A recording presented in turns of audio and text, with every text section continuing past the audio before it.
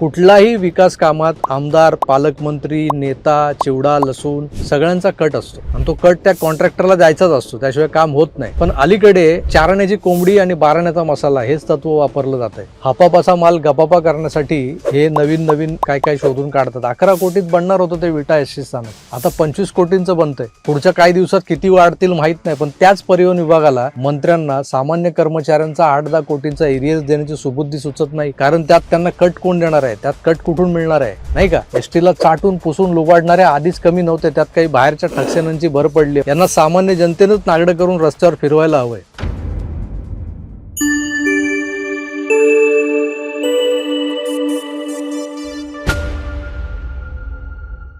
अलीकडेच आपण कोल्हापुरातल्या आजरा तालुक्यातल्या उत्तूर गावच्या एसटी स्थानकाच्या 4 कोटींच्या सरकारी टेंडरबद्दल बोललो होतो. खरं तर ते काम 80 ते 90 लाख रुपयात होण्यासारखं असताना त्यावर 4 कोटी रुपयांचा खर्च प्रस्तावित करून तो मंजूर करणं, यावर कोल्हापुरातल्या स्थानिकांनी आवाज उठवला होता. आपण यावर बोललो होतो, पण पुढे त्यावर कारवाई काय झाली, काही नाही. प्रशासन ढिम्म आहे. या ढिम्म असण्याला आपण निर्लज्जपणाचा कळसही म्हणू शकतो. कसं आहे ना मित्र, हे एका ठिकाणी सुरू आहे तर समजू शकतो आपण. पैसा खायचा ठरवला आहे, मग तो कसाही खायचा आहे. त्यामुळं हे जागोजागी दिसतंय आपल्याला जे काय घडतंय ते. सर्वसामान्य करदाते सरकारच्या तिजोरीत जो कररूपी पैसा जमा करतात, तो या बकासुरांच्या पोटापाण्यासाठीच असतो जणू काही. या बकासुरांच्या भुकेला तसा पारावार नसतो, कुठलंच ताळतंत्र नसतं. उत्तूर नंतर अजून एका एसटी स्थानकाच्या पुनर्बांधणीचं कंत्राट चर्चेत आलेलं आहे. शोधायला गेलं तर तुम्हाला एक ढूंढो हजार मिलेंगे अशा पद्धतीनं हे एक प्रकरण आपल्या समोर येत चाललंय. एक गोष्ट तुम्ही अशी उघड केली अशा प्लॅटफॉर्मवरून की तुमच्याकडे या सगळ्या प्रकरणांच्या जंत्र्याच यायला लागतात. कोण देतं, कुठून देतं, सर्वसामान्य माणूसच आणून देतो त्याच्या नजरेला जे येतं, आणि ते मांडण्याचं काम आपलं असतं. तर काय झालंय, राज्य परिवहन मंडळाच्या सांगली विभागातल्या विटा बस स्थानकाचं नूतनीकरण करण्यासाठी 26/9/2024 एक कार्यादेश काढला गेला होता, मेसर्स मनन कन्स्ट्रक्शन धामणी यांच्या नावाने. सरकारनं आधी या कामाची प्रस्तावित रक्कम ठेवली होती 10,58,02,000 रुपये. पण या मनन कन्स्ट्रक्शननं 2.5% जादा दराचा स्वीकृत देकार कळवला. ह्याच्या बापाचंच आहे सगळं. जो होता 10,47,47,000 तो परिवहन विभागाच्या कार्यकारी अभियंत्यांनी मान्य करून त्यांना काम सुरू करा असे कार्यादेशही दिले.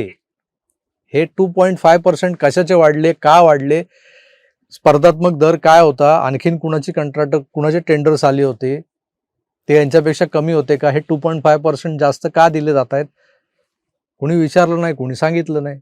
कार्यादेश निघाला, काम सुरू. हे 2.5% कशाचे वाढले, का वाढले, जे मी का विचारलं, कारण याचा खुलासा जनतेसमोर व्हायला हवा होता. कारण राज्य परिवहन मंडळाकडे जो पैसा आहे तो सरकारच्या तिजोरीतलाच पैसा आहे. काही भाग त्यात तुमच्या आमच्या टॅक्समधूनच जमा होतो, तर काही भाग आहे एसटीच्या तिकीट विक्रीतून जमा झालेला आहे. तिकीट काढतं कोण, प्रवास करतं कोण, तर तुमच्या आमच्यासारखे सर्वसामान्य लोक. मग या जनतेच्या पैशांमधून केली जाणारी कामं ही कोणत्या मापदंडानुसार केली जायला हवी, किती पैसे त्यावर खर्च केले पाहिजेत, केवढ्यात ते काम बसवलं पाहिजे, याबद्दल पारदर्शकता असायला हवी. पण विटा बसस्थानकाच्या पुनर्बांधणीसाठी पहिल्यांदा हे 2.5%चं वाढीव टेंडर, आणि नंतर अजून एक कमाल घडली, ती म्हणजे वर्तमानपत्रात एक बातमी छापून आली, विटा बस स्थानकासाठी अतिरिक्त 10 कोटींचा निधी मंजूर. स्क्रीनवरती बातमी तुम्हाला मी दाखवतोच आहे, बघत असालच तुम्ही.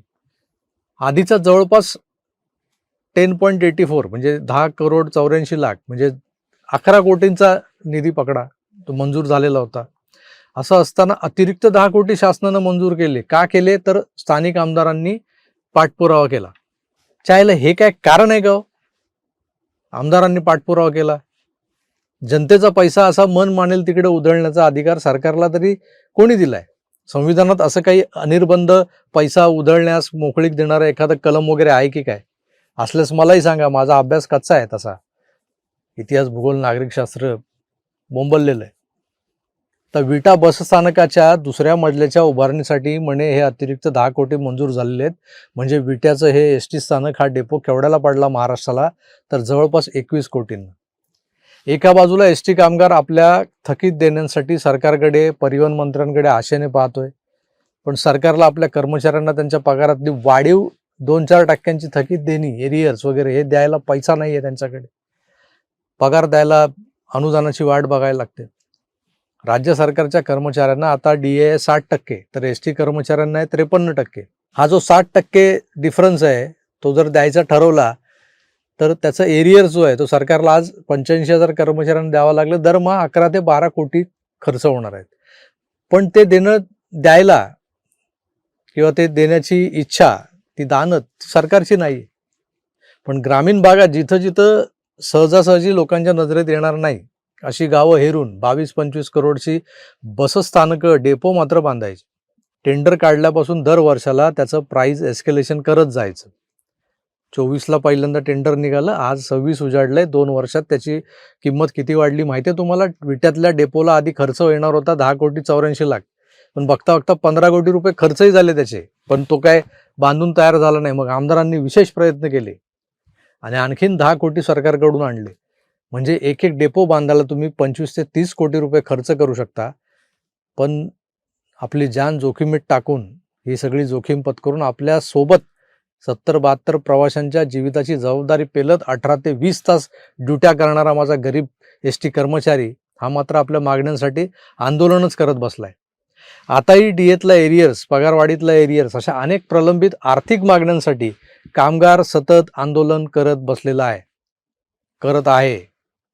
पण त्यांच्या पदरात काही पडत नाही. उलट या सततच्या उपोषणानं हे काही कामगार नेते कुपोषित बालकांसारखे दिसू लागलेत आता. पण त्याचा आमच्या गुटगुटीत सरकारला काही पडलेलं नाही. प्रशासनातल्या खाबुगिरी करणाऱ्या बाबूंना काही पडलेलं नाहीये. परिवहन मंत्रालय हे काही भामट्यांनी घेरलेलं दिसतंय सध्या मला.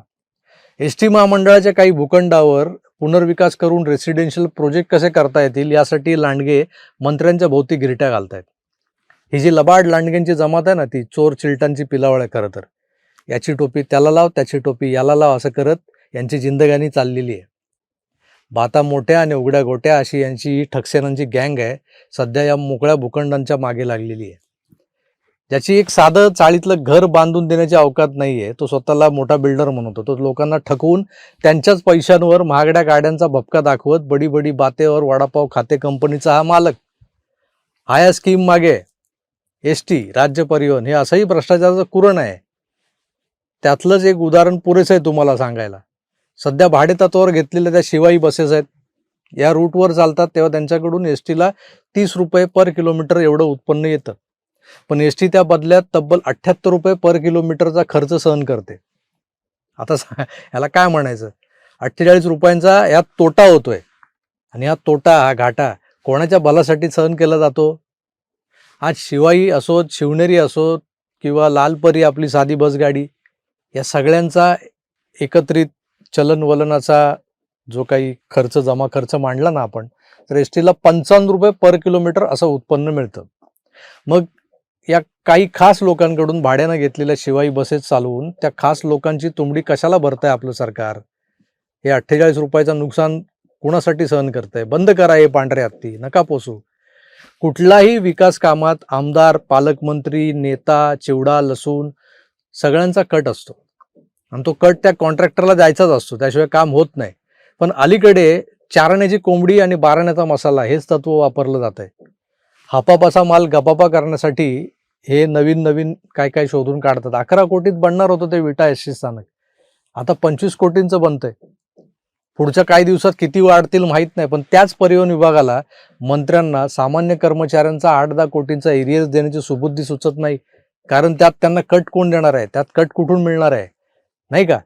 STला चाटून पुसून लुबाडणाऱ्या आधीच कमी नव्हते, त्यात काही बाहेरच्या ठकसेनांची भर पडली आहे. मग अशी म्हणाल तशी 30 वर्षांच्या लीजवर असलेल्या भूखंडावर ते फ्लॅट्स बांधण्याची स्वप्न बघतायत.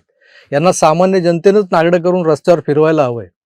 अनेक जण म्हणतात आपल्याला पळमध्ये जे झालं, श्रीलंकेत जे झालं, बांगलादेशात जे झालं, जो जेनजीचा जन आक्रोश वगैरे रोडवर मारून नागडं करून मंत्र्यांना मारत मारत पळवत मारलं, असंही म्हणा तुम्ही.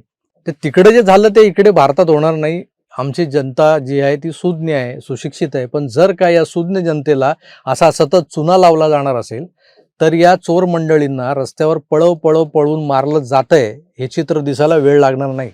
मित्र, सरकारमध्ये अनेकविध खाती आहेत, पण या खात्याचा जो शब्दशः अर्थ लावून जे खाता म्हणजे खायलाच बसलेत, त्यांना देव सुबुद्धी देवो, खाऊन माराल एक दिवशी हो. बस कराय खाणं. आणि तो दिवस लवकरच येवो या अपेक्षेसह मला वाटतं इथेच थांबायला हवं. पुन्हा भेटूच तर आपली काळजी घ्या आणि पाहत राहा आपलं आवडतं यूट्यूब चॅनल आकार DG9. धन्यवाद. नमस्कार.